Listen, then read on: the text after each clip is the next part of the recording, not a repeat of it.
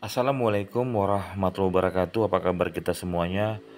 Mudah-mudahan dalam keadaan sehat dan senantiasa sukses dalam menjalankan aktivitas sehari-hari. Perkenalkan saya Dr. Yusriyadi SEMM yang menjadi dosen pengampu mata kuliah Etika Bisnis. Baik, dalam video pembelajaran kita pada kali ini, kita di pertemuan pertama materinya tentang pengantar etika bisnis. Adapun tujuan pembelajarannya yang pertama yakni nanti kalian mampu menjelaskan konsep dasar etika, moral, dan bisnis. Yang kedua, mampu membedakan antara perilaku etis dan tidak etis dalam konteks kehidupan sehari-hari maupun bisnis. Yang ketiga, memahami urgensi etika bisnis bagi keberlangsungan organisasi dan masyarakat. Dan yang keempat, mengkaitkan nilai etika dengan integritas pribadi sebagai calon profesional bisnis. Adapun pokok bahasan kita yang pertama adalah pengertian etika.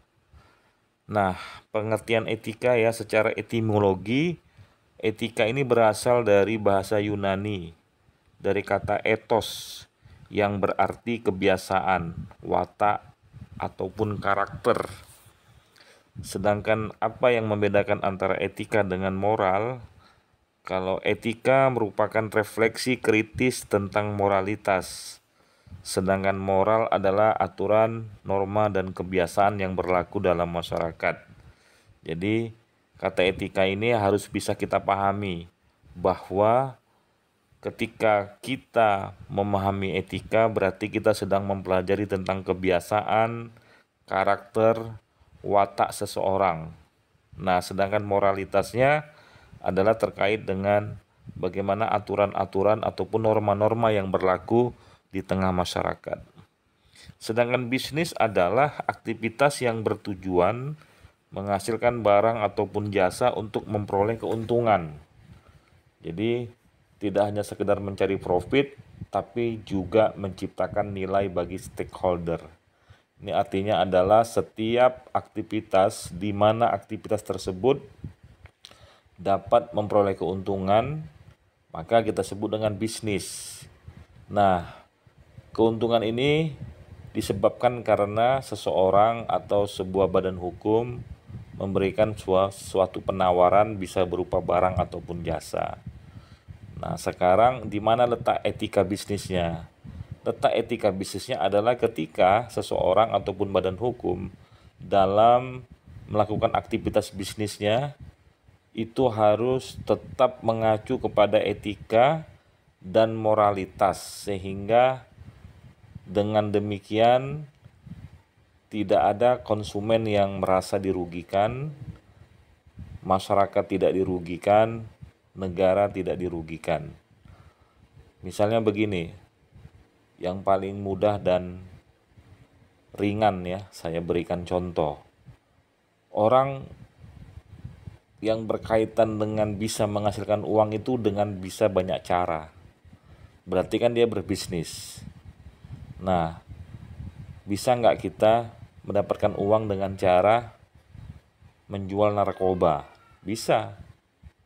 Itu kegiatan bisnis, tetapi tidak sesuai dengan etika dan moralitas. Karena apa? Karena barang yang kita jual bisa merusak generasi penerus bangsa.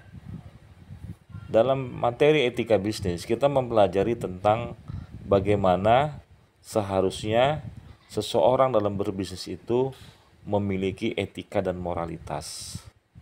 Seperti itu kira-kira ya pemahaman mudah dan sederhananya. Sedangkan definisi etika bisnis sendiri menurut Velasquez ya 2018, ini studi tentang standar moral yang berlaku dalam sistem organisasi dan perilaku bisnis. Jadi mempelajari standar moralnya itu seperti apa dalam kegiatan bisnis. Kemudian menurut Frederick dan Farrell 2021, aplikasi prinsip etika untuk situasi dan masalah dalam dunia bisnis. Itu pengertiannya.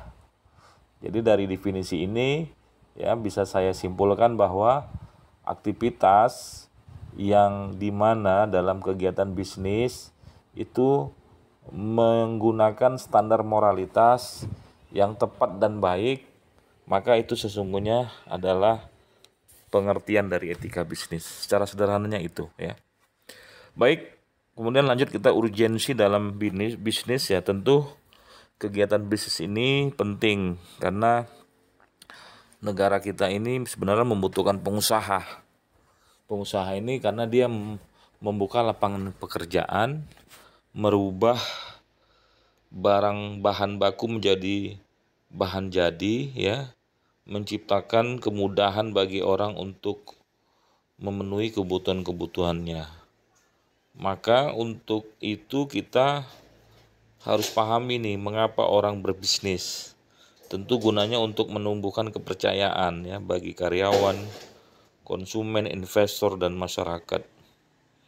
Kemudian juga menghindari risiko hukum. Jadi pentingnya etika bisnis ini juga supaya agar orang ketika berbisnis itu tidak melanggar hukum.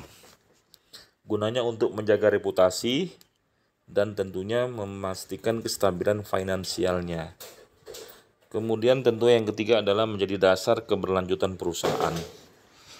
Jadi intinya ketika orang berbisnis ya ingin mendapatkan 3 hal. Yang pertama adalah reputasi, yang kedua adalah terhindar dari risiko hukum, dan yang ketiga adalah yang kita sebut dengan sustainable atau berkelanjutan. Orang ingin berbisnis agar bagaimana bisnisnya terus berlanjut, terus survive ya. Nah, contoh kasus-kasus ya, misalnya ada skandal Enron 2001. Ini mereka memanipulasi laporan keuangan sehingga akhirnya mereka menghadapi kebangkrutan yang sangat besar. Kemudian ada kasus-kasus produk makanan dan kadaluarsa yang masih dipasarkan di Indonesia. Nah, yang ketiga adalah bisnis berbasis kepercayaan. Ya, misalnya banyak orang menanamkan investasinya pada kegiatan-kegiatan koperasi ataupun kegiatan-kegiatan saham-saham tertentu. Ternyata uang tersebut tidak digunakan untuk bisnis, bahkan digunakan untuk ya dilarikan lah istilahnya uang tersebut, atau kita sebut dengan money games ya, atau skema ponzi. Baik, itu ya sebagai pengantar ya. Jadi nanti dengan materi ini saya berharap kalian tentunya bisa memahami nih apa sebenarnya pentingnya kita mempelajari etika bisnis gitu. Yang kedua tentu memahami konsep standar pengertian. Nah, yang berikutnya adalah nanti bagaimana contoh penerapan ya dalam kasus-kasus kegiatan bisnis pada UMKM misalnya, atau pada kegiatan-kegiatan bisnis yang lainnya. Baik, itu jadi materi kita hanya 3 saja. Intinya adalah pengertian etika dan bisnis, kemudian urgensi pentingnya etika bisnis, dan contoh ya kasus-kasus adanya pelanggaran dalam kegiatan bisnis. Demikian, terima kasih. Apabila ada yang kurang paham nanti bisa dipertanyakan dalam grup diskusi kita. Demikian, Assalamualaikum warahmatullahi wabarakatuh.